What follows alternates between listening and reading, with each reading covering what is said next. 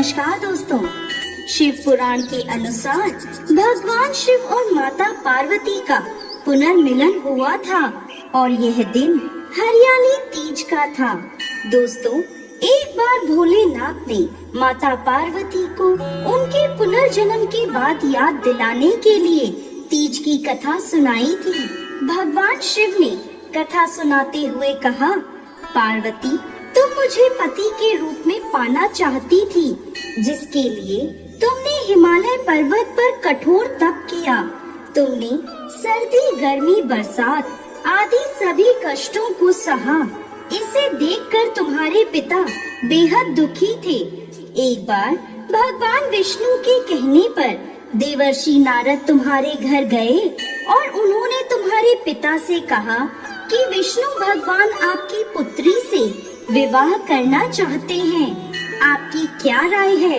यह सुनकर पर्वतराज बेहद खुश हुए और वह अपनी पुत्री का विवाह भगवान विष्णु के साथ करवाने के लिए तैयार हो गए।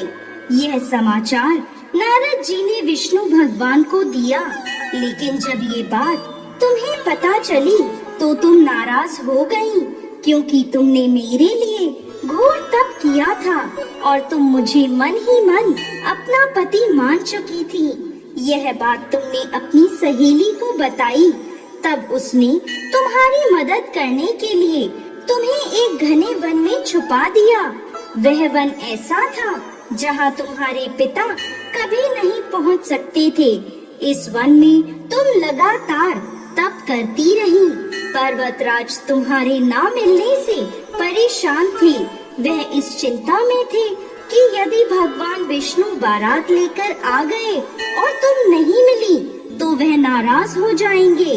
भोलेनाथ माता पार्वती से कहते हैं कि धरती पाताल एक करके भी तुम्हारे पिता तुम्हें नहीं ढूंढ पाए, क्योंकि तुम उस वन में एक गुफा के अंदर मेरी आराधना कर रही थी। तुमने रेत का एक शिवलिंग बनाया था। तुम्हारे तप से प्रसन्न होकर मैंने तुम्हारी मनोकामना पूरी करने का विचार किया। इस बीच तुम्हारे पिता तुम्हें खोजते हुए गुफा में पहुंच गए। तुम्हें वहां देखकर पर्वतराज बेहद खुश हुए। तुमने अपने पिता से कहा कि तुमने मुझे अपना वर चुना है और इसके लिए घोर तप किया है और आज यह तप सफल हो गया है। भोलेनाथ ने मेरा वरण कर लिया है। अगर आप मेरा विवाह शिव जी से करने को तैयार हैं, तो मैं आपके साथ चलूंगी। यह सुनकर पर्वतराज तुम्हारा विवाह मुझसे करने को तैयार हो गए।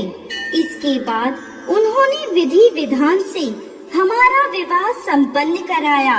हे पार्वती, जिस तरह तुमने यह मेरा कठोर व्रत किया और हमारा विवाह संपन्न हुआ, उसी तरह यदि कोई स्त्री इस हरियाली तीज का व्रत पूरी श्रद्धा और निष्ठा से करेगी, तो मैं उसे मनवांछित वर प्रदान करूंगा और अखंड सौभाग्य का वरदान दूंगा।